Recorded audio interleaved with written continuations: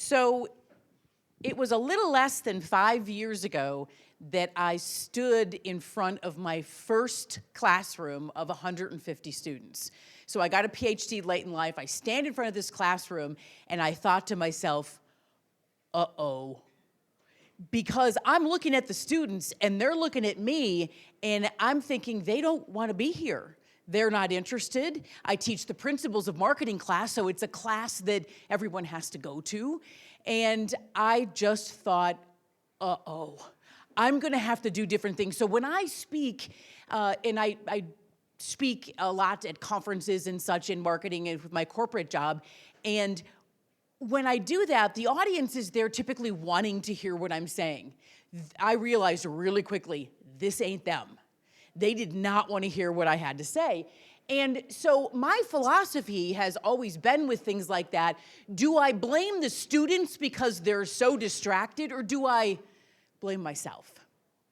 And I looked at it and said, well, it's not their problem. This is my problem. If they don't want to pay attention to this, they don't think it's valuable, they don't think they're going to learn anything, they don't think they want to be a marketing major, and so that's my problem. And so I decided that I was going to have to work really hard, and it was literally in the first seconds that I'm standing in front of this classroom, and then I realized it. So there's a lot of things, there's a lot of studies that are out there that say, oh, students are super distracted, right? They have an attention span of a goldfish. And it's interesting because I looked into that goldfish research. It's been totally debunked. The person who wrote about it made it up.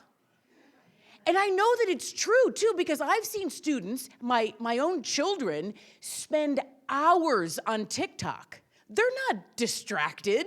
They don't have ADD in the way that we think, oh, we've got to, do things differently. No, they are not distracted because they do not want to pay attention. They're distracted because they're not interested. And if they're not interested, how are we going to get them to learn?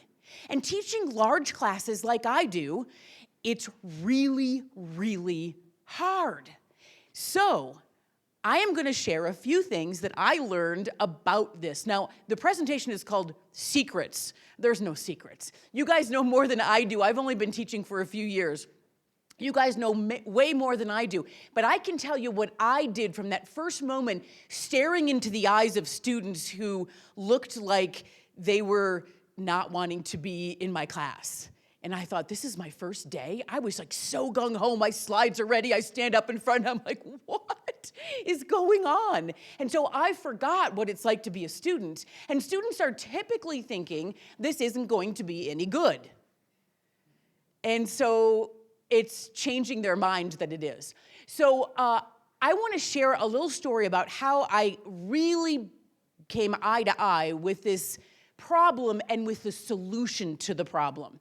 So back in July 2021, I'd been a teacher for a couple of years, professor for a couple of years, and this new thing started called NIL, name, image, and likeness. And the NCAA came out with some guidance that said, hey, our student athletes can now make money from their name, image, and likeness. And we knew immediately that it was going to be sort of a recruiting thing. If you can make more money from name, image, and likeness at Oklahoma State, you're probably going to go there.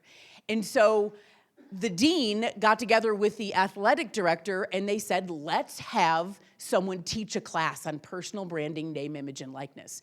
And for some reason, it's not very scientific, but I got chosen because I teach marketing and because I have a son who played Division I hockey. Those are the only qualifications of me teaching name, image, and likeness personal branding. And I just like to put pictures up of him anyways. So I decided to say yes and teach this class. There's no courseware, there's no book, there's nothing. And somehow Stukent believed in me to say, hey, listen, we'd like to partner with you and do this courseware. So I wrote the courseware, and then I panicked right before the start of the first semester because I realized the only thing Oklahoma State was doing was this class that I was teaching. And if we were going to be judged based on my success in the classroom with 60 students when we've got 500 student athletes, we have a problem. So I went to the marketing club. I'm the advisor of the marketing club. In the marketing club, by the way, I was so excited to be advisor of the marketing club too when I first came to Oklahoma State. And so I'm sitting in front of these students and I'm literally begging and pulling them and pushing them to do competitions and to do all of the things that I contest and the things that I really wanted them to do.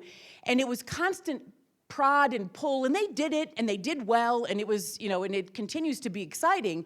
But the one day that I went in front of my marketing club and said, how many of you want to help me help our student athletes? 50 hands went up immediately, and I thought, oh my gosh, I think I might have something. Because 50 hands didn't go up for anything in the marketing club. They came, they did their thing, but this was 50 hands go up. So what we ended up starting is something called the Brand Squad. And the Brand Squad is just a club on campus where we have our students get trained in name, image, and likeness, personal branding, and we partner them with our student athletes. So it was just a way to help out and to make sure that our student athletes were gonna get more followers and know what to do on social media and content marketing and all of those kinds of things. And I thought, let's partner them with our student athletes. And that was a success. But what I realized, and this is when the lights really went on for me, is that what I was doing in the Brand Squad was simply tricking the students into learning. Like, I was totally tricking them. It was like a bait and switch. Join the Brand Squad, help our student athletes. Meanwhile, you're gonna learn everything you need to learn about marketing and social media and all the analytics and pitching brands and sales and all of these things. And I had students in the very beginning, and it continues today, even in the summer, will text me in the middle of the night with a new idea for some of our student athletes. They will go to clinics, they will do all these things, and the results are pretty amazing. And I'll just share this quickly because it's really not what I'm talking about, but it's when the lights went on.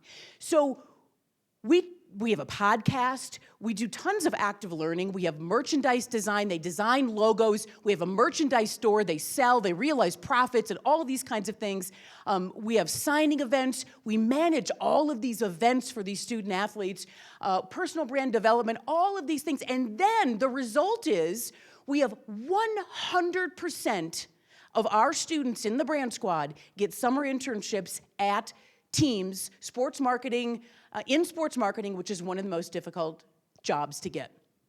Then, when they graduate, 100% of them that want to go into sports marketing get jobs. We've placed students with the Green Bay Packers, my team, yes.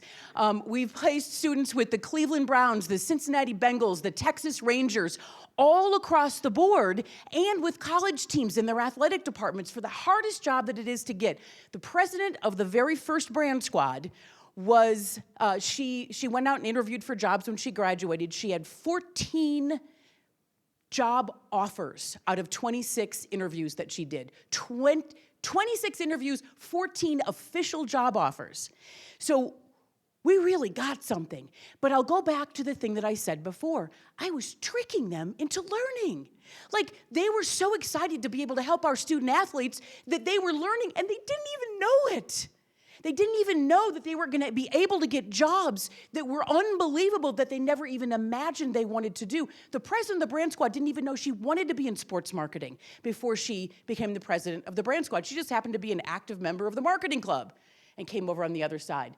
So we've got this amazing group, but I learned from what we did with the Brand Squad, how can we transition that into the classroom all the time? Because there is nothing in my career, and I've 20 years in business, I work in the financial services industry, I've got a marketing consulting firm. I have never seen anything like the Brand Squad. It's been the most exciting thing in my career, but it's because they're so engaged and they're passionate and they want to learn, and they're, coming to my office, not because of office hours, because they won't do that, but they'll come for the Brand Squad. So my philosophy is that when students are interested, when they pay attention, they can learn. If they do not pay attention and they're not interested, it's really hard for us to teach them. And so what I wanted to do was figure out how can I do this in the classroom. So here are my big secrets. They're not big secrets, but they're what I do. And so hopefully you guys can share some of the things that you're doing also in the classroom to get engagement so that if they're interested, they learn. So the first thing, and I'm going to go through 10 of these because I promised 10 secrets. So here they are. The first one is when I get up in front of the classroom, the first thing I say is at the very first day, I say, it's 100% engagement. That's what I want. I want you to always be engaged when you're in this classroom with me. I don't want you sitting there being bored. I don't want you thinking that you would rather be on TikTok. I want you, of which they can't at Oklahoma State because we've banned TikTok, but what I want them to be is 100% engaged, and I tell them that's my goal. For you, 100% of the time when you're in this classroom, you're engaged. Do I meet this standard? No. But I'm shooting for it. I mean, this is my goal, and they all know that my goal is 100% engagement. And 100% engagement, by the way, with a room of 150 people is not one person in the back talking for 5 or 10 minutes about their, what they're doing with marketing. That's not engaging the rest of the classroom. They're not paying attention. So this is my pact. That's the first secret. Second one is have a really structured class. And I know that you guys know this, and Stukent has helped me be able to do this with the principles of marketing.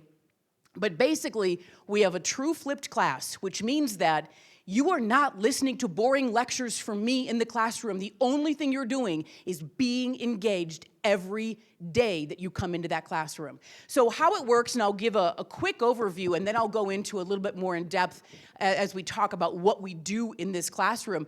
But the first thing that we do is it's a flipped class, so we have videos that professors from across the marketing department recorded on each topic that they're sort of an expert in. So, the theory of pricing and the theory of supply chain and the theory of branding. And so we've got all of these videos in 4 to 8 minute segments that the professors record.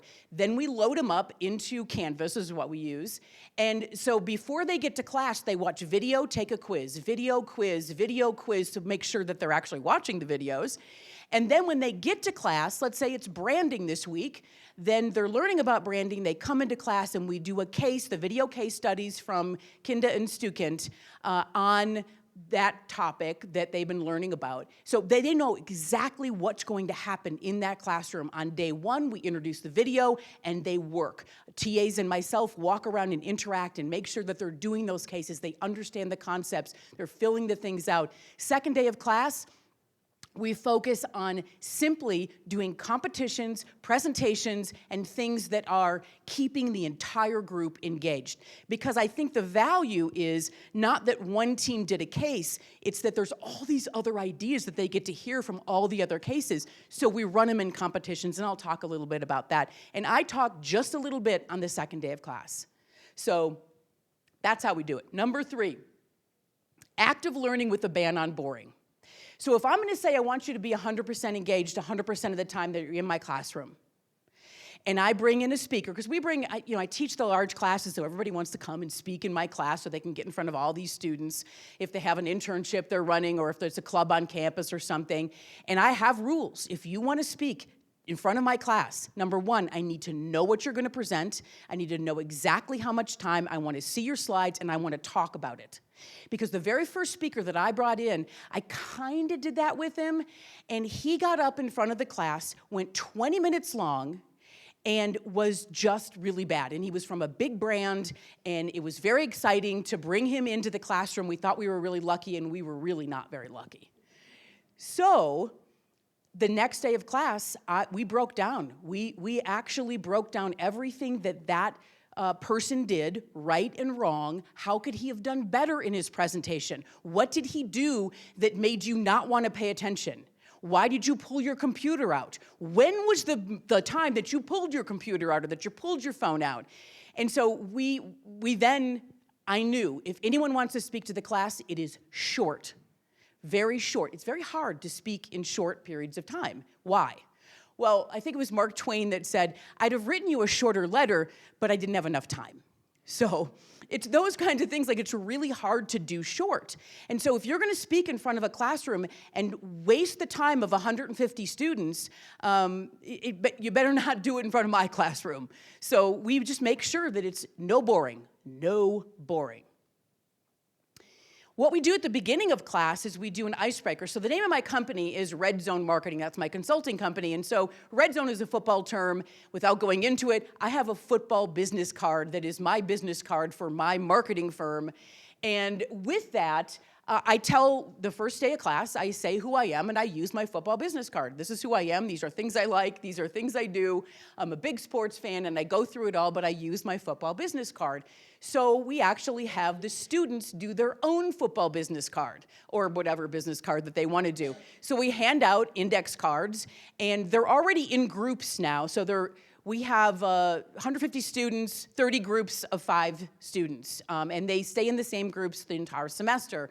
So we have this exercise where they go through and do their own business card, and then they exchange ideas, and then we talk about, in front of the whole group, the most interesting things. They call out the most interesting things all across the classroom, and then I keep the business cards. I keep their football business cards, and when they contact me, I've got them. I'm like, what group are you in? Group 6. Okay, yeah, because, I mean, you have 150 people. How are you gonna know who all these students are? And then I have 150, plus 150, plus 150, and then I teach other classes. So this is a way of helping me help remind me of who the students are that are in my class. Then I do it's a lot of bribing and tricking and incentives, but I realized, and many of you probably did, Jerry does not have this problem. Students come into his office like crazy, but I have my office hours, I had to schedule them, I cleared my schedule, I'm sitting in my office, door open, crickets. I'm like, where is everybody? I thought people would be lining up to come to my office hours. No way. So I had to do something different, but I did it in a way that actually gets them to now come to my office hours. So I do something called post-game with Dr. K. So they call me Dr. K because they can't pronounce Kuzmeski, and that's fine. I wasn't even able to pronounce Kuzmeski for a while when I first met my husband. So, I mean, it was, Dr. K is fine. So it's post-game with Dr. K, and one of my TAs actually came up with that. And so I hold it at a restaurant that is near, within walking distance of the business school. So the students come, they sign up, 10 at a time, and I'll do them once a week for a period of time throughout the semester. And it gets me in front of about 100 students that I would never have gotten in front of. So 10 students can come at a time. We do icebreakers, we have fun stuff, we talk about the class. It's one of the places that I got the best ideas about how to alter things in the class to make it more engaging, because I'm always looking for ideas for that. But so I do the post game, and one of the questions that I get when I talk about this is, well, who pays for the food? Well, I pay for the food, but it's worth it for me to do that. I just do hors d'oeuvres and stuff, and it doesn't cost me very much. I do a bunch of hors d'oeuvres, so they get there, the food's already there, they get glasses of water, we sit down, we talk, and we have a great time. And I allocated an hour. A lot of times we'll stay an hour and a half, 2 hours. The students get to know each other, they become friends. It's really a fun thing to do. And I got the idea because I have a lot of TAs, and in the beginning of one semester, I thought, I better get these TAs together to tell them about how the course is going to be structured. So we did a dinner, and they started to call it TA Happy Hour. And so TA Happy Hour became a thing, and I thought, well, they don't care about coming to dinner with me. And so we would do it at like 5 o'clock, and one of the TAs said, oh my gosh, when are we doing our next TA Happy Hour? I love TA Happy Hour. I'm like, what? Okay. So then I started doing it every single month. Why? Because it engages my TAs, which are my most important people when you're teaching a class with so many students. And I run the class for the other professor that teaches 4 sections as well. So I need the help of those TAs to make sure that we're getting everything done. But this has really been a way that I can really get to know these students and remember their names and do all the things that you can't do when you have a big class. So the 6th thing is movement. Thanks to Kinda, who really helped me realize that we've got to have the students moving around in the classroom. We do. The best thing that we do is gallery walk. And gallery walk is, we do it on the 2nd day of class. The students, and they're very shocked about this when we first tell them that they're going to do this, but we say, you just did your first case, Honey Lou's Coffee. Now, I would like you to work with your team, figure out who's gonna be the presenter, because I want you to present your best idea. I want you to be ready to present your best idea in less than a minute. And so they sit and they strategize, and then they pick the presenter. The team stays sitting, the presenters stand up with their computers and walk around and present their best idea to every other group in the class, and then we vote on it. And we vote on it, and then we give the winner. So, and the voting is just this chaotic process, which I actually like. We could do it like you could plug into your phone, and you know, we do it, rip off a piece of paper, put the team number on that you think is the winner, and bring it down to the front. Then we lay them all out. The TAs are on the ground sort of sorting these things out, but it keeps them interested. They're looking, oh my gosh, what's happening here? And then we announce the winner, and I say, in 10 words or less, why did your team get picked? Now that's hard. And so they've got to figure out, okay, so 10 words or less, 1, 2, 3. And then they give us why they won, and then class is over. And so it just keeps them moving around. We have them go out in the hall, we have them do things with their groups, but standing up and moving is really important, and that keeps them, I believe, it keeps them engaged. The seventh thing is red zone marketing moment. So we do these, red zone marketing, name of my company, I will do these moments on the second day of class. It's the only time that I really do some speaking outside of the videos that are, before that they do in the flipped classroom part. So I'll do a red zone marketing moment, which is where I bring something in from the real world into the classroom. So one of them is the difference between sales and marketing, or I love this one, don't bury the lead, which is a journalistic term for don't bury the most interesting thing about your product or service. And so we talk about that as a concept, but I bring this up, and then in order to make sure that they're actually paying attention, the next Wednesday in class, I'll say, how many of you remember what my last red zone marketing moment was? And the first day of class, there's usually one student that raises their hand and says, wasn't it about the difference between sales and marketing? Exactly. What team are you? Team 6, 10 points. And they're like, what? And so guess what happens the next time I do the red zone marketing moment?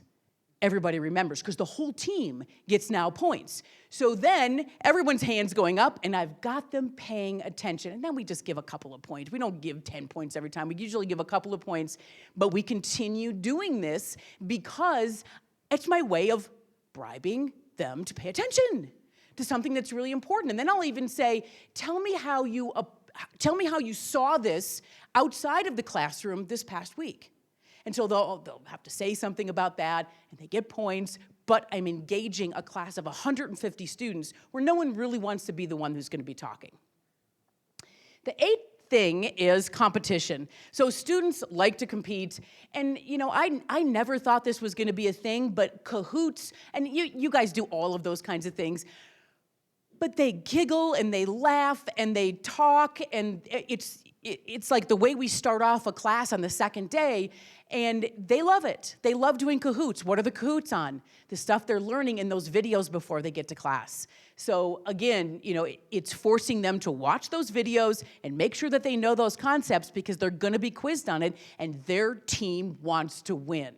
So that's that, and we do all sorts of competitions, as I mentioned before. Ninth is engagement grading. So if I'm going to be true to this, if I want you to be 100% engaged, you've got to also be engaged with your group. How do we do that? Well, the first semester, I just didn't know how to do it, because I would get all these complaints. So-and-so's not working in the group, and we hear all of that. So we started to do engagement grading. So the team will grade, this is the form that we use, but the team will grade each other based on their involvement. And we don't do it at the end of the semester. We do it after every single case. So we do it in the online class too, where they've got to rate their team members. And it's 20% of their grade, a little bit more actually, because they can't learn if they're not engaged, if they're not participating in the case. And if they get a bad score on their engagement evaluation for more than 2 weeks, they get moved to their own team, and then they have to do their case on their own. And we don't have exceptions for that. If you're not paying attention, if you're not in class, if you're not coming to class, there's no way you can engage. We also have a 100% attendance. So if you miss class, you get 10 points off any class unless you've got an approved excuse. Because you can't miss class if it's a flipped classroom because you're doing most of the learning that's active in the classroom. And so if you're not there, it doesn't work. And finally, participation bonus. So I've sort of been talking about this the whole way along, but if I have a guest speaker that comes in, the guest speaker comes in, he says, anyone have any questions? And crickets. I'm like, this is not good. So then I said, before the speaker starts, think of good questions to ask the speaker. And then if one person asks the question, I will say, what's your team number? Team 10. Team 10, 2 points. And they're like, oh, okay. So then, and that's the thing that we do constantly throughout the semester is we give them the habit. We help them form this habit that they should be engaged, because if they are not engaged, they are not learning, and it doesn't make any sense to waste your time, their time, everyone's time in front of a classroom where no one is paying attention and no one cares. So those are the secrets. Those are my secrets. But for the most part, I mean, in an overview, if you're not interested and you're not paying attention, you can't learn. And so people might accuse me of being manipulative to the students, but to forcing them to pay attention. But guess what? They like paying attention once they figure out that it's kind of fun to do this stuff, and this class is kind of fun. And we get more marketing majors out of this class than any other way, and it has changed the course of how we are doing marketing at Oklahoma State. We are now the second largest school in the entire Oklahoma State. Psychology is number one, which I don't get that. Number two is marketing in the business school, and management is hot. They don't like it at all, which is fine. So, but interest leads to engagement, engagement leads to learning, and I think that's what we have to do. So thank you.